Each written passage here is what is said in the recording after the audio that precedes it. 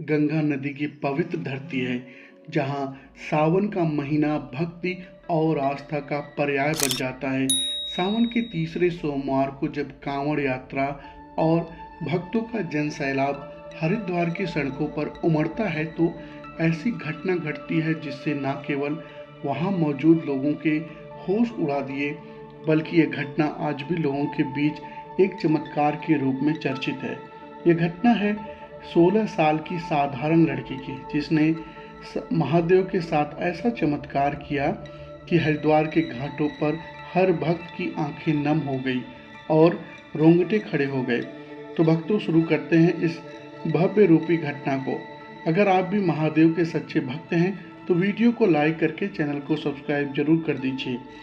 घटना की शुरुआत होती है साक्षी नाम की एक 16 साल की लड़की से, जो उत्तर प्रदेश के एक छोटे से गांव मैनपुरी से थी। उसका परिवार साधारण था और माँ राधा एक कट्टर शिव भक्त थी।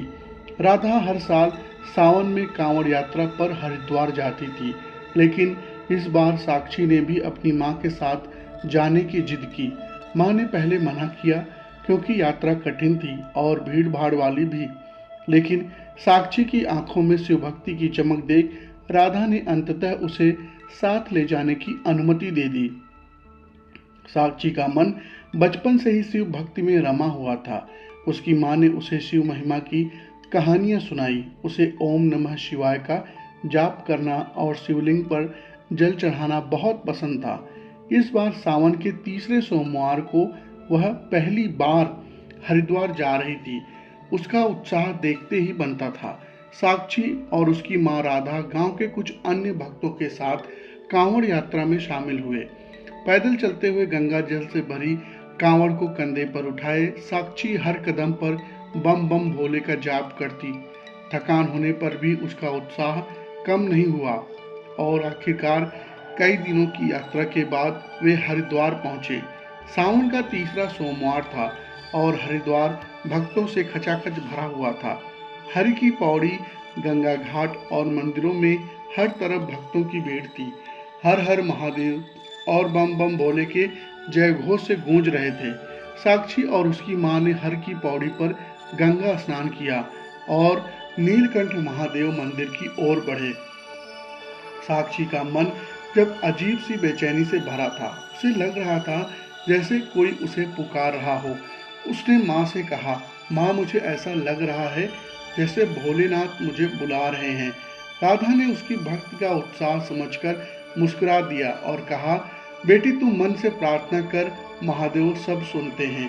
नीलकंठ मंदिर में दर्शन के बाद वे वापस गंगा घाट पर आए।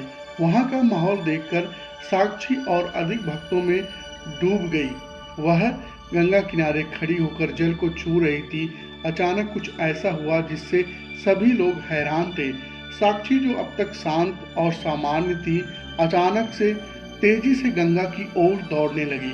वह इतनी तेजी से दौड़ी कि माँ और अन्य लोग उसे रोक नहीं पाए। वह गंगा के किनारे पानी में कूद गई और ऐसा लग रहा था जैसे वह पानी के अंदर किसी को ढूंढ रही हो। उसकी माँ चीख पड़ी, साक्षी रुक जा बेटी, लेकिन साक्षी रुकी नहीं। भीड़ में हड़कंप मच गया। कुछ लोग उसे बचाने के लिए पानी में कूदे, लेकिन गंगा का तेज बहाव और गहराई उन्हें डरा रही थी। साक्षी की माँ रोते हुए गंगा माता और महादेव से प्रार्थना करने लगी, हे भोलेनाथ, मेरी बेटी को बचा लो। तभी एक चमत्कार हुआ। गंगा का तेज बहाव अचानक शांत हो गया। ऐसा लग रहा था जैसे नदी ने अपनी गति को रोक दिया हो। फिर पानी के बीच से एक तेज रोशनी निकली। यह रोशनी इतनी तेज थी कि लोगों ने अपनी आंखें बंद कर ली। उस रोशनी में एक आकृति प्रकट हुई, स्वयं भगवान शिव। उनकी जटाओं से गंगा बह रही थी और उनके हाथ में त्रिशूल चमक रहा था। लोग डर और श्रद्धा से कांपने लगे। कुछ हर हर महादेव का जाप करने लगे तो कुछ घुटनों के बल पर बैठ गए। साक्षी, जो अब तक पानी में थी, हवा में तैरती हुई ऊपर उठने लगी, जैसे कोई अदृश्य शक्ति उसे बाहर निकाल रही हो। वह पूरी तरह सूखी हुई थी। कपड़े, बाल, शरीर पर पानी की एक बूंद भी नहीं थी। साक्षी की आंखें बंद थी और उसके चेहरे पर एक अजीब सा तेज था। भगवान शिव ने उसकी ओर देखा और कहा, बेटी, तुमने मुझे सच्चे मन से पुकारा। तुम्हारी भक्ति ने मुझे तुम्हारे सामने आने के लिए मजबूर कर दिया। साक्षी ने आंखें खोली और महादेव को देखकर रोने लगी। उसने कहा, हे भोलेनाथ, मैंने आपको बचपन से पूजा है। मेरी माँ कहती थी कि आप अपने भक्तों की हर पुकार सुनते हैं। आज मैंने आपको देख लिया। महादेव ने कहा, तुम्हारी भक्ति ने गंगा माता को भी प्रसन्न किया है। तुम्हारी माँ की प्रार्थना और तुम्हारा विश्वास मुझे यहाँ लाया। अब तुम्हें कोई भय नहीं। फिर उन्होंने उसे आशीर्वाद दिया और कहा, तुम्हें एक विशेष शक्ति दी जाएगी जिससे तुम मेरे भक्तों की मदद कर सको। महादेव के शब्दों के साथ ही साक्षी के शरीर से एक सुनहरी रोशनी निकली और उसका रूप बदल गया। उसके चेहरे पर दैवीय तेज था और हाथ में एक छोटा सा त्रिशूल प्रकट हुआ जिससे नीली रोशनी निकल रही थी।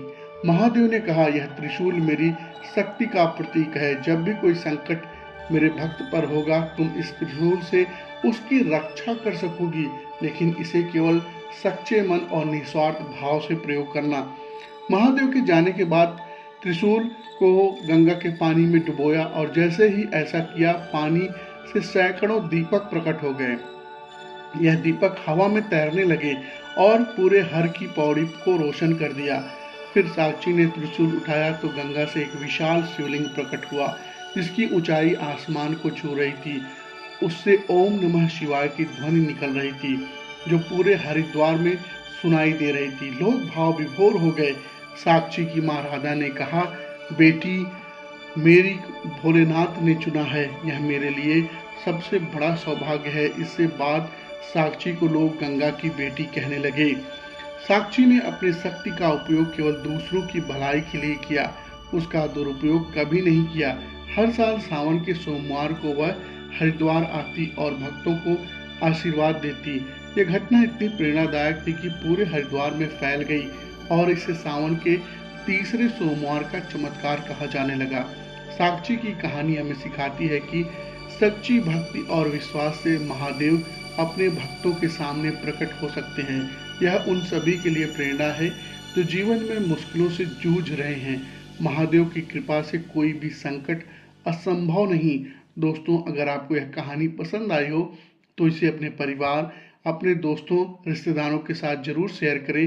वीडियो लाइक करें, चैनल को सब्सक्राइब करें और कमेंट में हर हर महादेव जरूर लिखें। बहुत बहुत धन्यवाद।